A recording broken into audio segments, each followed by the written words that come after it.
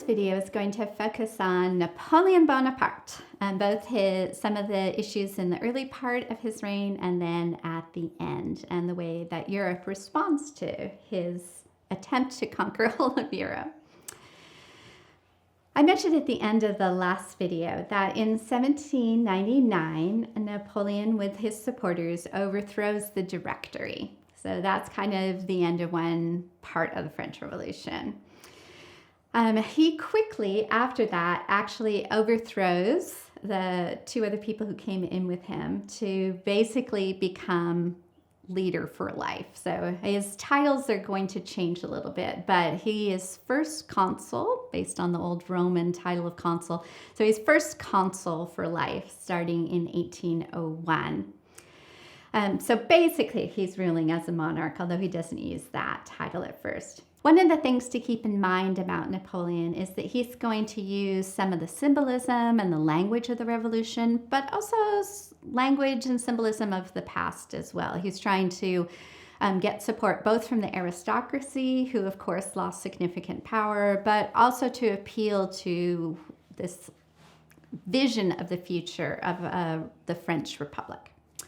One important thing that he does is to sell Louisiana to the Americans. Now, we talked about a bit about that in a different video, but I did just want to tie it in right here. Napoleon, when he came in, had envisioned not only a French empire that controlled a whole bunch of Europe, but to reestablish those French colonies that France had lost through the 1700s. The slave rebellion in Haiti and its successful defeat of France is going to pretty much nix that happening. And so Napoleon decides to focus primarily on Europe, and that's part of the reason why he sells the Louisiana territory, because he doesn't really see that as where his conquest is going to be happening. He wants to focus on Europe. Now in 1804, he decides to ask the French people whether they would like to have an emperor again. By this point in time, things are actually improving a bit in France. The economy has improved. He has been very successful militarily, so that the French have conquered a number of different territories and have demanded payments, so that's kind of helping. And so he wants to use the language of the Republic, though, this idea that power comes from the people. And so they hold a huge vote, and about 90% of the people of the men, 90% of the men who vote for Napoleon. Now, there was probably a little bit of voter tampering there, but on the whole, we know that he did win by a huge amount. And so he becomes the emperor of the French, not because he is God ordained, but because the French people chose him. So he will now rule for life, and basically France is back to being a monarchy. He then spends the next few years continuing to conquer much of Europe. So by the time we get to about 1807, France has been able to defeat the major powers and is controlling most of Europe. So as you can see in the map that's popped up, the areas that are in orange and in green are the areas that are either allied or have been conquered by Napoleon. Don't pay attention to the Ottoman Empire. You don't need that at this stage. And really, Russia should also be colored in, because Russia has also signed treaties with Napoleon, although the French troops are not occupying that is here. So this is definitely a turnaround from France in, say, 1792. And this is exactly what Napoleon promised. He promised that if he was in power, France would have more authority, they would be successful, your life would be better, and that seems to be happening. So for this first part of Napoleon's reign up through, well, really up to about 1812, things are going very well. After that, things begin to change. Now, I just really want to focus just on this invasion of Russia and the fall of Napoleon. Now, as I mentioned, Russia was one of those places that was defeated by Napoleon.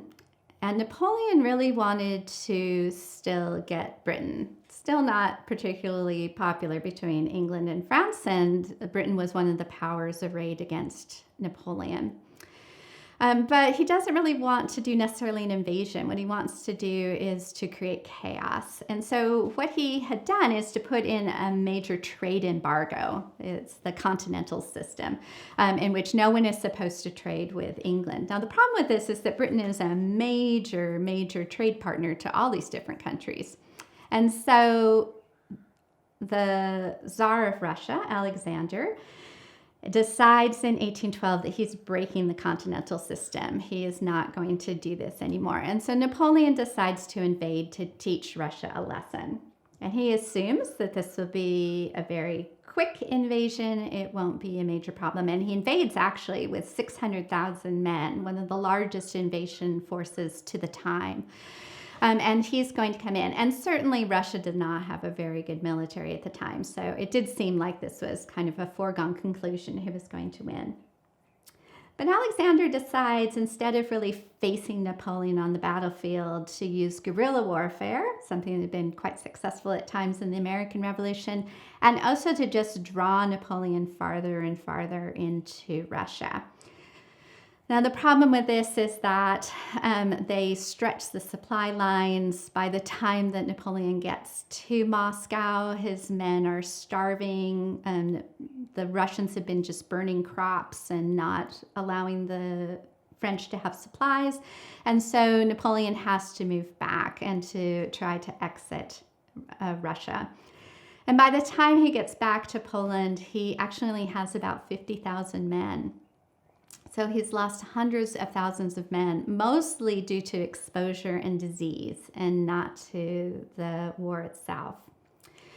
So from that point in time on, you begin to see Napoleon losing major battles.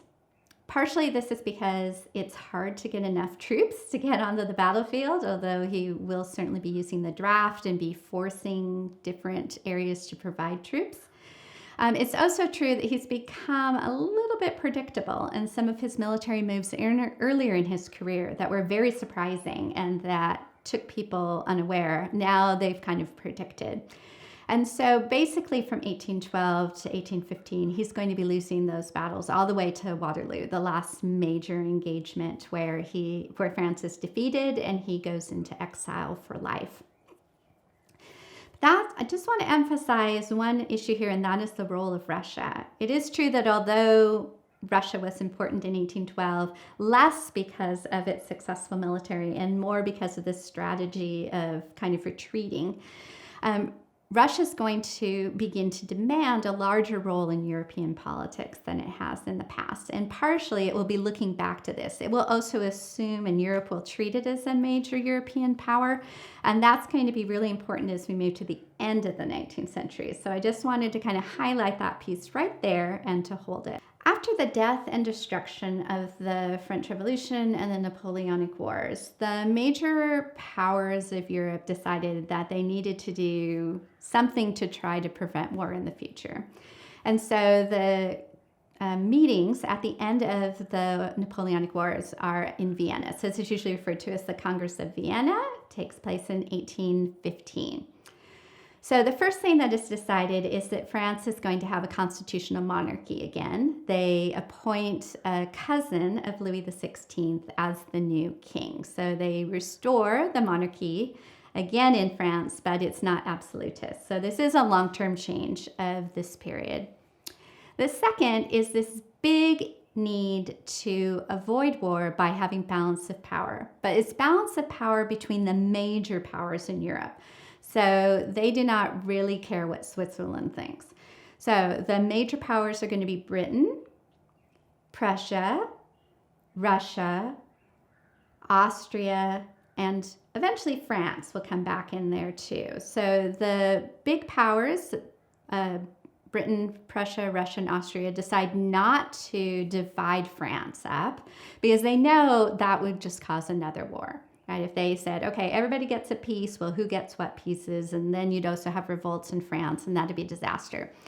So the idea here in this whole issue of balance of power is that no one of these countries is going to be too powerful, and the others can step in to block someone like a Napoleon coming to power again. And also, hopefully, through a series of different meetings at times, instead of going to war, these different countries can negotiate borders, can force other European countries to come to the table to do different things. The French Revolution and Napoleonic Wars were so violent. This is a period in which new technology meant that war was becoming increasingly deadly. And so for about 100 years then, this balance of power system is going to be in place. Obviously, in 1914 is going to be World War I, and that's going to definitely destroy this balance of power system. But for a long time, at least it works. This idea that war has become so deadly and so destructive that it is really going to need to be a really important cause that you would ever go to war for. Now, the last slide here is the map of Europe as it looks in 1815. So as you look at this, we're still missing a number of important countries. Germany is not there yet. There's no Italy. The Austrian Empire is there instead of a lot of the smaller countries, the Czech Republic and Slovakia and those countries as well. The Russian Empire also is not quite where we're missing all of the border states there as well. So there's still a lot of change to the European map that has to happen. But at least for the next part of the 19th century, this is the map that we have at the end of the Napoleonic Wars. So notice France is still there, and then Austria, Prussia, Russia, and England will dominate this next period.